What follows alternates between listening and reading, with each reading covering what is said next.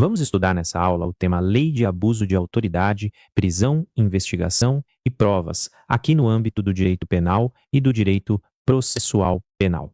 Para começar a nossa aula, vamos entender o conceito e a natureza jurídica deste instituto tão fundamental. O abuso de autoridade não é um simples erro administrativo. O seu conceito moderno o define como um verdadeiro desvio de finalidade no exercício do poder estatal.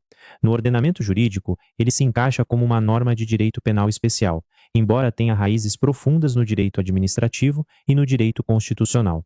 A própria etimologia da palavra remete à ideia de ab-uso, isto é, o uso para fora ou muito além do que é permitido.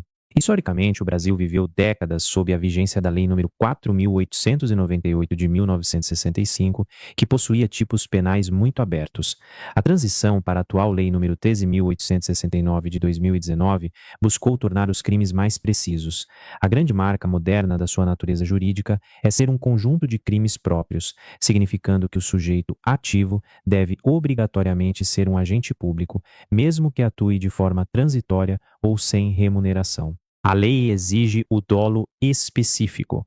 O agente deve atuar com a finalidade de prejudicar outrem, beneficiar a si mesmo ou a terceiros, ou agir por mero capricho ou satisfação pessoal. A mera divergência na interpretação de lei ou fatos, se bem fundamentada, não é criminalizada.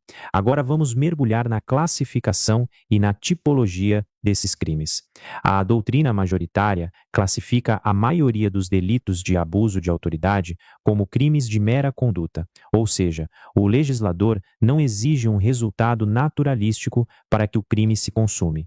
Quanto ao objeto, são classificados como crimes pluriofensivos, pois tutelam, ao mesmo tempo, o interesse público na regularidade da administração e os direitos individuais da pessoa atingida. Quanto à forma, podem ser comissivos, praticados por uma ação direta, ou omissivos impróprios, quando o agente tem o dever legal de evitar um resultado ilegal e fica inerte. Para sua prova do exame da ordem, a divisão tipológica mais importante recai sobre crimes que envolvem a restrição da liberdade, os que envolvem a invasão de privacidade ou domicílio e aqueles de constrangimento ilegal na investigação. Avançando, vamos conversar sobre as características marcantes e os princípios norteadores que regem a matéria. O elemento distintivo que separa o abuso de institutos afins, como a prevaricação, é que no abuso o foco não é apenas o interesse pessoal, mas o emprego da força estatal para ferir direitos alheios. Os princípios específicos que regem o tema são o princípio da legalidade estrita, já que a descrição do crime deve ser taxativa para limitar o poder de polícia, e o princípio da proporcionalidade, punindo o excesso desnecessário. Temos também, como norteador máximo, o princípio da dignidade da pessoa humana, impedindo que o Estado transforme prisões em espetáculos midiáticos ou imponha situações vexatórias ao cidadão. É hora de analisarmos a base legal e como a legislação abraça esse tema. A nossa âncora na Constituição Federal é o artigo 5º, que determina que ninguém será preso senão em flagrante delito ou por ordem judicial fundamentada. O diploma principal, claro, é a Lei nº 13.869 de 2019, complementada pelo Código de Processo Penal e pelo Código Penal. Há também normas infralegais relevantes como resoluções do Conselho Nacional de Justiça, do Conselho Nacional do Ministério Público e instruções da Polícia Federal, que padronizam as abordagens. Vale lembrar de uma novidade recente. A Lei nº 14.321 de 2022 incluiu o crime de violência institucional, punindo o agente que submete a vítima a procedimentos repetitivos e invasivos, gerando uma revitimização.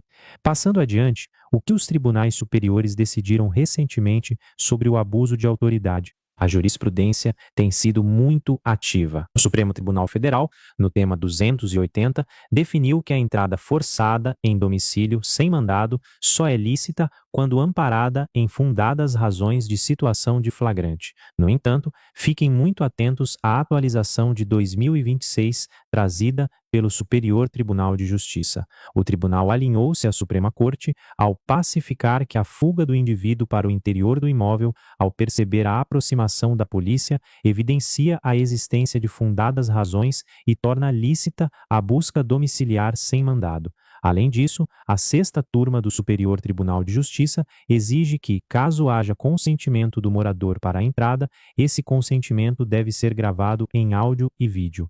No Supremo Tribunal Federal, destaco as arguições de descumprimento de preceito fundamental números 444 e 445, que proibiram a condução coercitiva para interrogatórios, o que deu base à tipificação penal atual. Vamos detalhar agora os aspectos processuais e a aplicação prática. A legitimidade para a ação penal é do Ministério Público, por ser de ação penal pública incondicionada. Contudo, se o órgão ficar inerte no prazo legal, a vítima tem 6 meses para ingressar com a ação penal privada subsidiária da pública. Os prazos prescricionais seguem as regras do Código Penal e as penas de detenção chegam no máximo a 4 anos, permitindo o rito dos juizados especiais criminais e benefícios como transação penal em infrações menores. O ônus da prova cabe à acusação.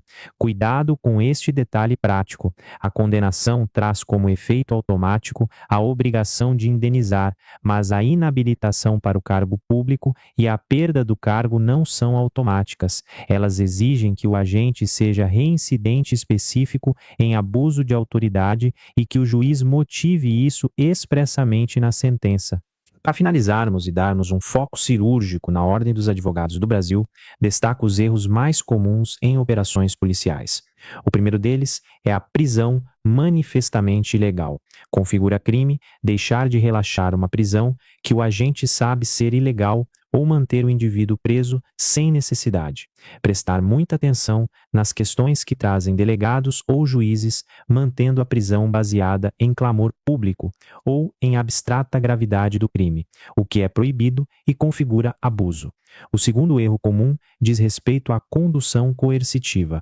É crime, pelo artigo 10º da lei, realizar a condução coercitiva de testemunha ou de investigado sem prévia intimação de comparecimento. A polícia não pode pegar o investigado de madrugada e levá-lo à delegacia só para agilizar os trabalhos. Associado a isso, temos a súmula vinculante número 11 do Supremo Tribunal Federal, que limita estritamente o uso de algemas. O uso só é lícito em casos de resistência, fundado receio de fuga ou perigo à integridade física do próprio preso ou alheia, e toda a excepcionalidade deve ser justificada por escrito, sob pena de nulidade e responsabilização criminal. O terceiro erro clássico é a invasão de imóvel. A casa é asilo inviolável. Entrar em imóvel alheio sem determinação judicial ou fora das hipóteses de flagrante que já comentamos, é um crime severo.